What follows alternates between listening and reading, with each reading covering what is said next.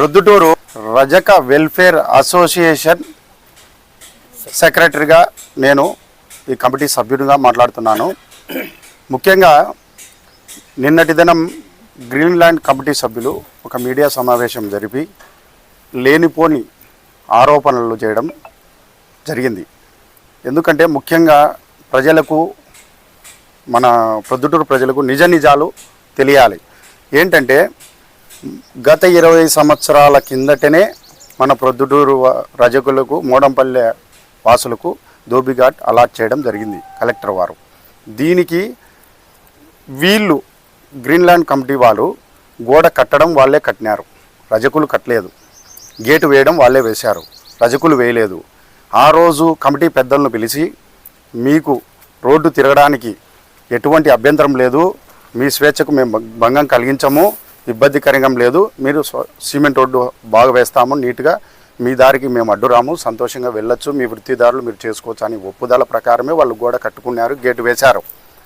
ఈరోజు వాళ్ళు అప్పుడు వెంచర్ వేసిన స్టార్టింగ్లో చెప్పారు, ఈరోజు వాళ్ళు అల్లు ప్లాట్లన్నీ వ్యాపారం జరిగిపోయినాయి, ఇల్లు కట్టుకున్నారు, మంచిగా సంతోషంగా ఉండాలని కోరుకున్నారు. అయితే మేము వాళ్లకు రజక ఉత్తిదారులు ఎటువంటి అభ్యంతరకరము, వాళ్ళకి ఇబ్బంది కలిగించే విషయాలు ఎవరు ఎక్కడ ఏమి చేయలేదు.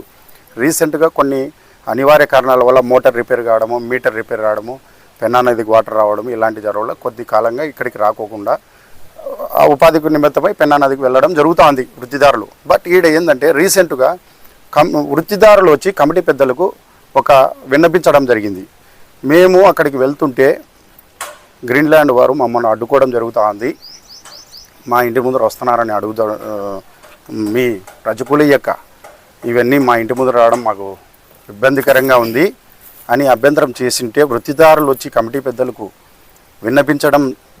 విన్నపించడం జరిగిన వెంటనే తగిన దానికి నిర్ణయం తీసుకొని ఇక్కడ వన్యమృగాలు కూడా యువతలకి రావడం జరుగుతుందని ఒక ఫినిషింగు నీట్గా కంచె అంతా తీసేసి బోర్ రిపేర్ చేయించి మున్సిపాలిటీ వారికి విన్నపించి ఆ మీటర్ కూడా కనెక్షన్ ఇప్పించడం ఇవన్నీ జరిగింది.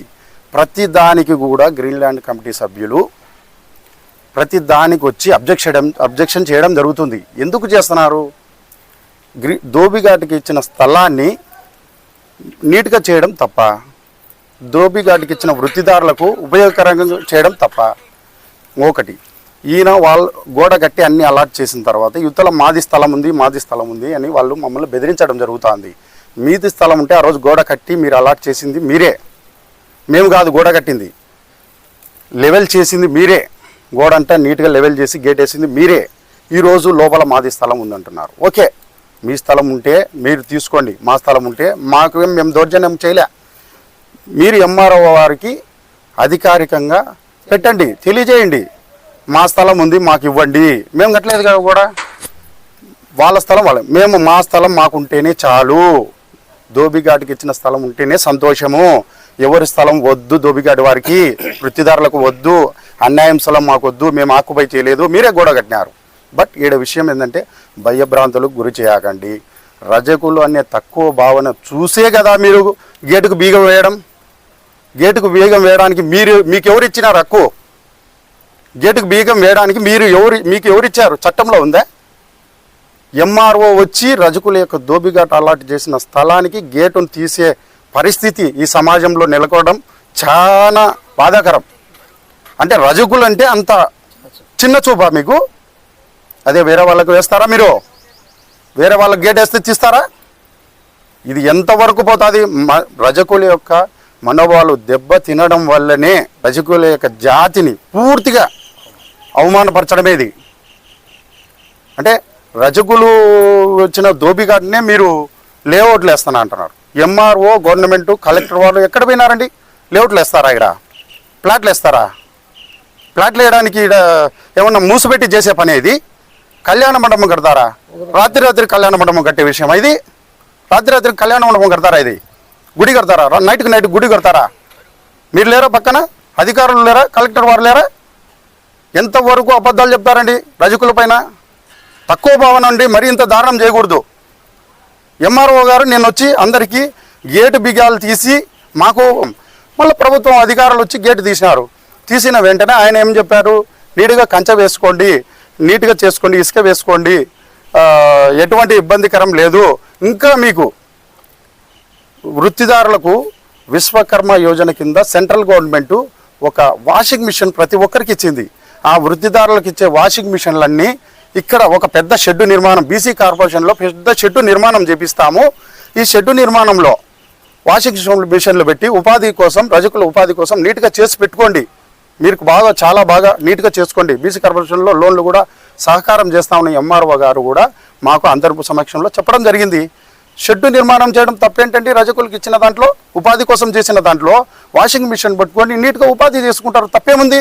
మీరెందుకు ప్రతి ఒక్కటి ఉల్లిక్కి పడుతున్నారు? మీరు మీ స్థలంలో మేము రజకుల వృత్తిదారులకు ఇచ్చిన దోబిఘాటు మీ స్థలంలో మేమేం చేయట్లేదు. మా దాంట్లోనే కమ్యూనిటీ సంబంధించిన దోబిఘాట్ సంబంధించిన వాటికే నిర్మాణం ఏదన్నా అయితే. ఇంకొకటి, ఏ నిర్మాణం చేపించినా ప్రభుత్వ చట్టానికి లోబడే పని చేయడం జరుగుతుంది. ప్రభుత్వ అధికారుల యొక్క అనుమతితోనే పని చేయడం జరుగుతుంది. ఇక్కడ అన్యాయంగా అక్రమంగా లేఅవుట్లు వేసడం, గుడిలు కట్టడం, అక్రమంగా కళ్యాణ మండపాలు కట్టడం ఎటువంటిది జరగలేదు.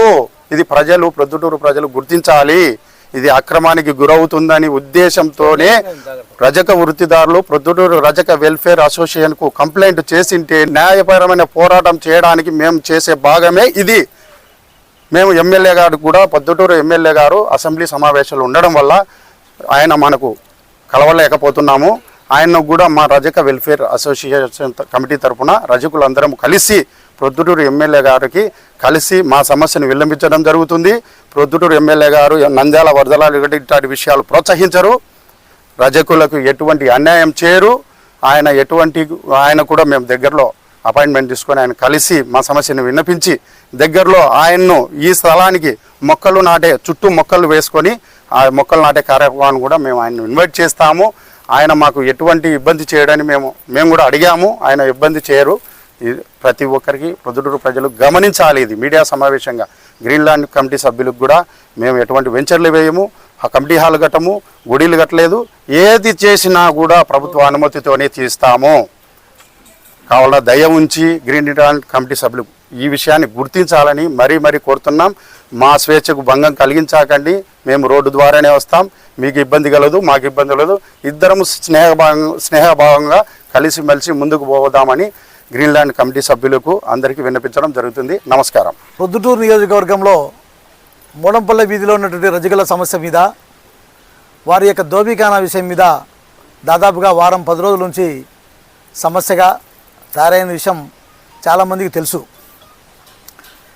ఇక్కడ దోబిఖానా నిర్మించుకున్న తర్వాత గ్రీన్లాండ్ కమిటీ సభ్యులందరూ కూడా ఇల్లు నిర్మించుకోవడం జరిగింది.